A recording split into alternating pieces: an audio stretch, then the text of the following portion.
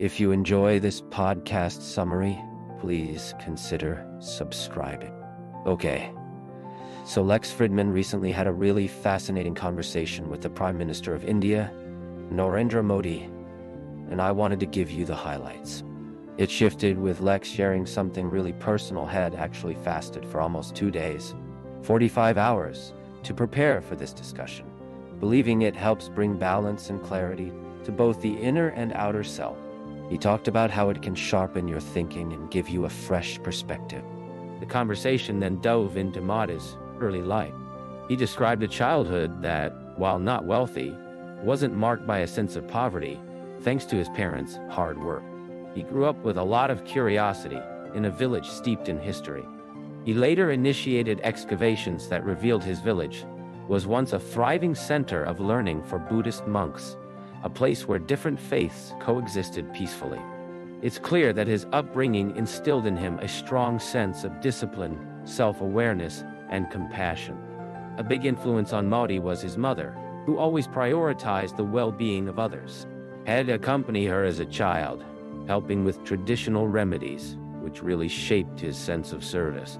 He was also an avid reader, inspired by stories of great leaders, and he pushed himself physically, developing a strong self-discipline. Then at 17, Modi embarked on a really unique journey. He left home and spent 2 years wandering the Himalayas.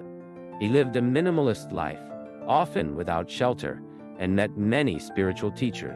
One encounter with a saint, observing a vow, particularly resonated with him, deepening his spirituality and commitment to service. He spent his time in meditation, yoga, and serving others. He really came to believe in the unity of all things and that serving others was a way to connect with the divine. His involvement with the RSS, a nationalist organization, was also formative. It taught him the importance of national service and doing everything with purpose. He was inspired by their educational initiatives and their work with tribal communities and women. For Modi, the core of India lies in its cultural identity.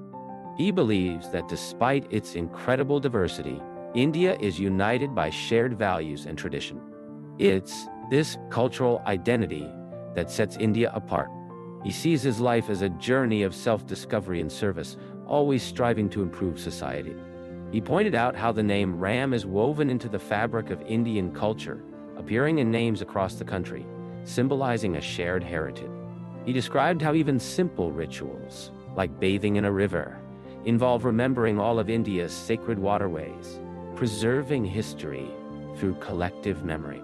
He emphasized that despite a history of many rulers, India's cultural bonds have always been its strength.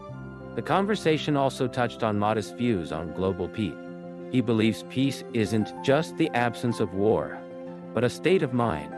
He has a close relationship with both Russia and Ukraine and is urging them towards negotiation. He believes India should approach the world as an equal, neither looking down on others nor feeling inferior. He also spoke about the importance of sports in building relationships between nations, particularly the growing popularity of football in India. He recounted a memorable event in Houston with President Trump, where they shared a stadium lap together, highlighting the power of personal connection. He described his first meeting with Trump at the White House, noting Trump's preparedness and clear vision. He acknowledged the border disputes with China, but expressed optimism about restoring normalcy after a recent meeting with Xi Jinping. However, he also expressed concern about the increasing fragmentation and uncertainty in the world, advocating for a development-driven approach and strong international institutions.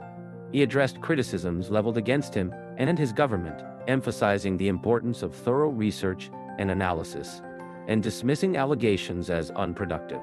He highlighted the success of his government's welfare schemes, reaching 1.4 billion people, and credited his party's dedicated volunteers. He doesn't see himself as powerful, but as a humble servant of the people. Modi emphasized the importance of innovation and entrepreneurship, encouraging young people to pursue careers in science and technology.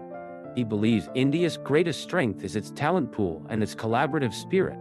He also stressed the need to shift the focus from rote memorization to actual learning, and the importance of taking risks and embracing change. He shared his personal approach to meditation, finding peace in the present moment, recalling a lesson learned in the Himalayas, focusing on the simple sound of water droplet.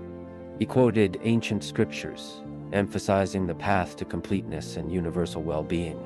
Lex Fridman reflected on his experience in India, describing it as magical and praising the team around Modi. He noted the richness of communication in India, even amidst the chaos, and shared his thoughts on Eastern philosophy, particularly the lessons from Hermann Hesse's Siddhartha, the illusion of time, and the importance of forging your own path. He talked about the value of thinking, waiting, and living with less. Main learning from video. Lex Fridman's conversation with Prime Minister Narendra Modi delves into the leader's life, from a humble childhood marked by curiosity and a strong work ethic, to his formative years spent in the Himalayas seeking purpose. Modi emphasizes the power of discipline, self-awareness, and service to others, values instilled by his mother and reinforced during his time with the RSS. Key takeaways include the importance of fasting as a tool for balance and clarity, and the idea that true fulfillment comes from giving. Modi's vision for India centers on its unique cultural identity and unity in diversity. He advocates for a world based on peace, dialogue, and a development-driven approach.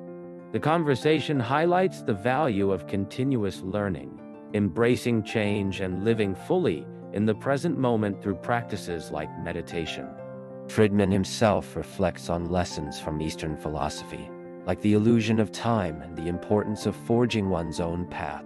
Ultimately, the discussion underscores a life dedicated to service and a deep connection to the people and the divine.